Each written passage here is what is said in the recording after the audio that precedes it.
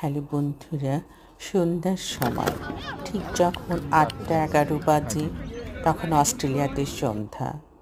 সূর্যটা যখন মিটিমিটি সুন্দর আলোকিত হয়ে আছে চতুর্দিকে, দেখতে কি অদ্ভুত লাগছে। ওই সূর্যের আভা যখন পানিতে পড়েছে তখন আরও আরও ওর রূপ সৌন্দর্য বেড়েছে, যেটা দেখে আমার এত ভালো লেগেছে যে আমি এটা ক্যামেরা বন্দি করলাম আমি তোমাদের জন্য। তোমাদের কাছে কেমন লেগেছে আমাকে কিন্তু বলতে ভুলবে না।